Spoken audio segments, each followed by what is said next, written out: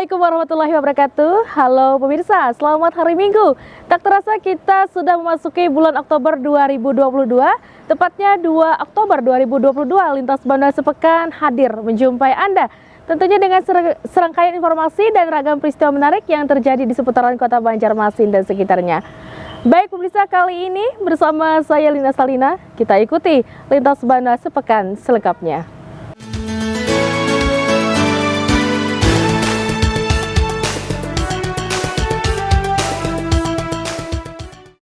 Kita mulai perjumpaan kita di Lintas Bandar Sepekan minggu ini pemirsa dengan informasi sosialisasi pendidikan pemilu serentak 2024 digelar Komisi Pemilihan Umum KPU RI bersama anggota Komisi 3 DPR RI, yang mana peran pemuda dan mahasiswa serta masyarakat sangat penting dalam pengawalan terlaksananya pemilu 2024 aman dan lancar. Untuk lebih mengoptimalkan pemilu serentak 2024, Komisi Pemilihan Umum bersama Komisi 2 Dewan Perwakilan Rakyat Republik Indonesia gelar sosialisasi dan pendidikan pemilih yang diikuti para mahasiswa di salah satu kafe di Banjarbaru belum lama tadi. Wakil Rakyat dari Senayan Muhammad Rifki Nizami Karsayuda dalam kegiatan ini turut mengajak masyarakat untuk menyukseskan agenda besar tersebut. Ia pun menegaskan bahwa peran pemuda sangat penting dalam mengawal pemilu yang berkualitas. Karena Kalsel ini satu dari beberapa daerah yang sangat mudah sekali menjadi sarana untuk membuat politik identitas makin subur. Dan terus kita terutama politik identitas terkait dengan agama. Partisipasinya. Tadi saya sudah bilang, kita berharap para pemuka agama, pemuka masyarakat dan seterusnya itu bisa menjadi garda terdepan untuk memberikan edukasi kepada masyarakat. Kalau kita ngandelin lembaga-lembaga resmi negara, saya kira kami ini jauh sekali karismanya dan daya tularnya dibanding para tokoh-tokoh. Sementara itu, Lucius Karus dari Forum Masyarakat Peduli Parlemen berharap semua pihak bisa ikut mengawasi agar pesta demokrasi nanti berlangsung dengan baik. Rismana, Banjar TV. Selanjutnya pemirsa, potensi pelanggaran pada tahapan pemilu kali ini cukup besar, khususnya yang menyebar di media sosial seperti penyebaran berita bohong atau hoax, SARA, yang digunakan untuk menjatuhkan partai politik lawan hingga kampanye lainnya di luar waktu yang diperbolehkan. Sementara itu, bagaimana petunjuk peraturan Bawaslu yang baru untuk menangani segala pelanggaran yang akan terjadi saat pemilu 2024 mendatang? Bawaslu Banjarmasin kembali akan melakukan sosialisasi.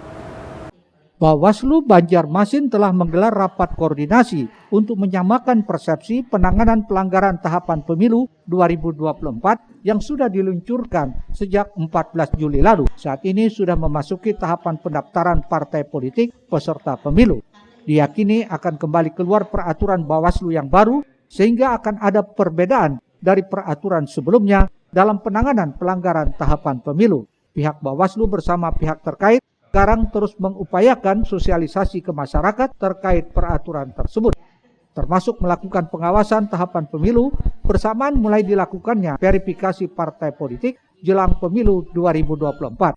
Bawaslu juga sudah mulai bergerak di lapangan untuk mencegah atau menindak terjadinya pelanggaran. Ada banyak memang sebenarnya potensinya, tapi nanti kita lihat dulu per Bawaslu yang akan keluar rancangannya.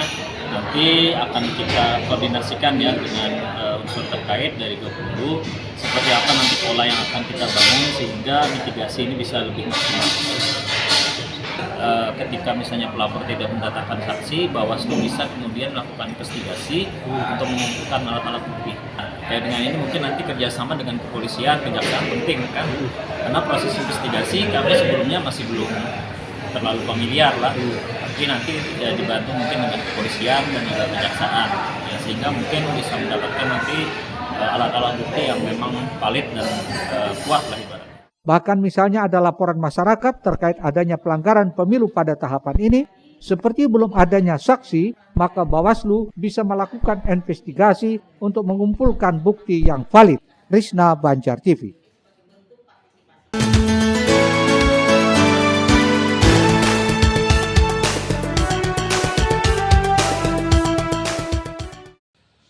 Bawaslu Banjarmasin ingatkan potensi pelanggaran pada tahapan pemilu ini cukup besar, khususnya menyebar di media sosial seperti penyebaran berita bohong atau hoax, sara yang ingin menjatuhkan partai politik lawan, hingga kampanye lainnya di luar waktu yang ditentukan. Karenanya bagaimana petunjuk peraturan Bawaslu yang baru untuk menangani segala peraturan ini, pihaknya kembali akan melakukan sosialisasi. Pemilu dan pilkada, apalagi nanti bagian dari pilpres dan juga pilkada, biasanya polarisasi, penyebaran hoax, kemudian sara ini sangat rawan. Ya. Oleh karena itu penting kiranya dengan unsur Gakumdu kita menyamakan persepsi, sehingga ke depan langkah apa sebagai mitigasi yang bisa kita lakukan untuk setidaknya menekan lah ya dugaan-dugaan pelanggaran nantinya di pemilu ataupun pilkada 2020. Risna, Banjar TV.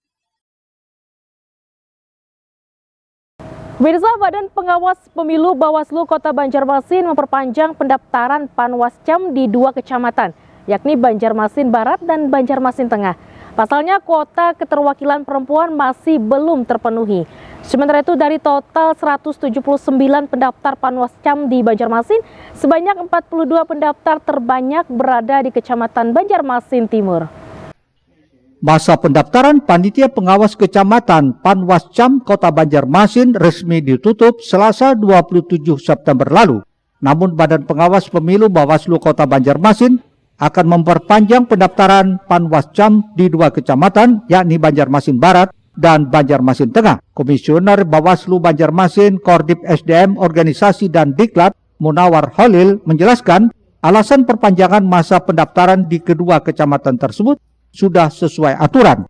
Dalam petunjuk teknis, juknis setiap kecamatan diharuskan minimal 30% keterwakilan perempuan. Sedangkan Kecamatan Banjarmasin Barat dan Banjarmasin Tengah masih belum terpenuhi. Perpanjangan masa pendaftaran dimulai pada 2-8 Oktober 2022 dan selama perpanjangan tersebut pihaknya tidak membatasi gender, baik perempuan maupun laki-laki masih diperbolehkan untuk mendaftarkan diri. Sesuai buku petunjuk pedoman ini ada yang masih belum terpenuhi gitu. Yang ini pendaftar perempuan itu masih belum capai 30%. Nah, padahal sesuai petunjuk itu kan pada bagian 5, bagian C1C itu keterwakilan perempuan harus mencapai 30%. Nah, ini kita masih kurang, terutama di 2 kecamatan ya, di Kecamatan Tengah dan Barat masing-masing ada kekurangan 2 orang. Tidak mau kita menyesuaikan dengan petunjuk ini, pedoman ini, maka kita harus melakukan perpanjangan pendaftaran ulang selama 7 hari ya, dari tanggal 2 sampai 8 Oktober. Bila pelamar perempuan masih belum memenuhi 30%, tahapan pendaftaran Panwascam Banjarmasin tetap akan dilanjutkan. Pihaknya menyebutkan sudah berupaya untuk memenuhi keterwakilan 30% perempuan. Murtasiah, Banjar TV.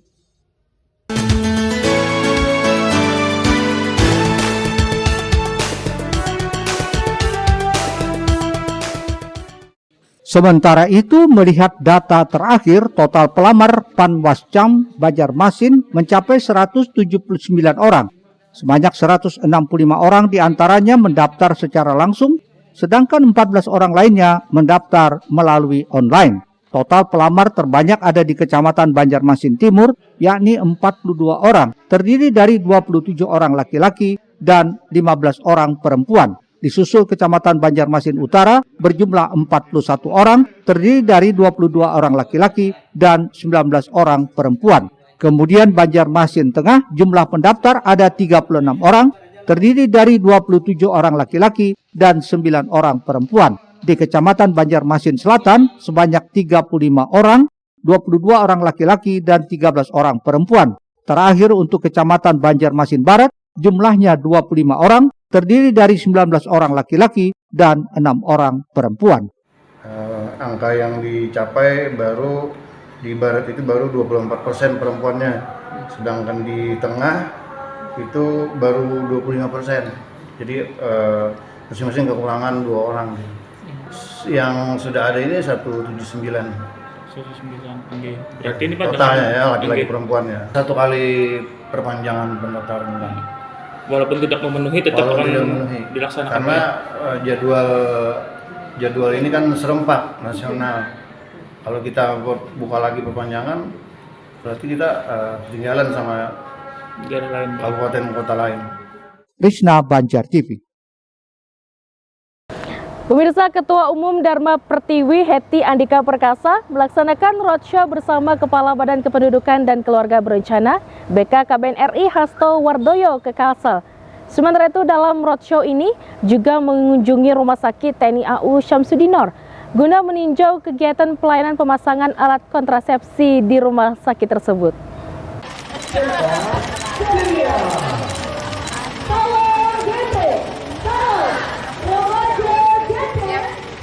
Selamat datang Bapak di Kota Banjarbaru.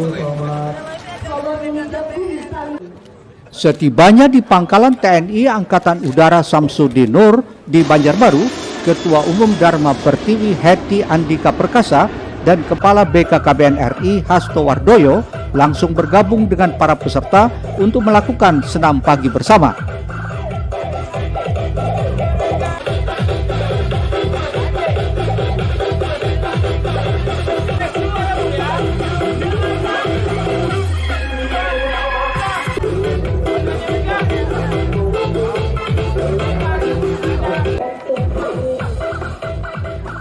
Kehadiran Ketua Umum Dharma Pertiwi dan Kepala BKKBN RI di daerah ini dalam rangka percepatan penurunan stunting hasil kolaborasi TNI, BKKBN, dan Kementan, serta mitra kerja untuk mewujudkan SDM unggul Indonesia sekaligus memperingati Hari Kontrasepsi Sedunia tahun 2022. Kalimantan Selatan merupakan provinsi ke-7 yang masuk dalam kegiatan roadshow.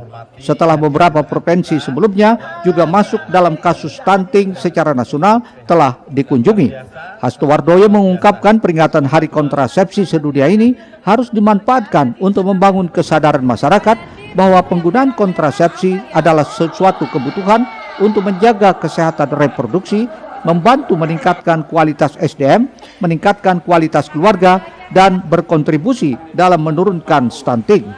Kelahirannya ya lebih baik pakai kontrasepsi yang lebih mantap yang lainnya. Ya tidak harus kontak, tidak harus steril, tapi yang jangka panjang ya, bude-bude ya. Jadi kontrasepsi jangka panjang. Jadi saya kira harus sesuai dengan kebutuhannya. Tapi ingat tadi pesan dari Ibu untuk kontrasepsi laki-laki, peran pria harus ditingkatkan karena kondom juga tidak hanya mencegah kehamilan tapi mencegah penularan. Berterima kasih sekali sejak kemarin sudah kita sosialisasi ke seluruh provinsi, ke beberapa provinsi untuk stunting. Relevansinya adalah spacing itu sangat erat dengan stunting. Jadi birth to birth interval, pregnancy to pregnancy interval, jarak antara kehamilan, jarak antara persalinan ini apabila lebih dari 3 tahun maka.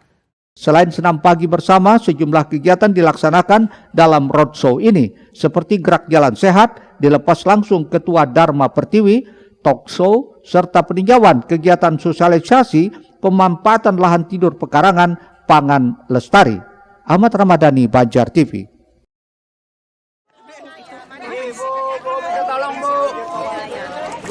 Ya oke, PKK Banjar.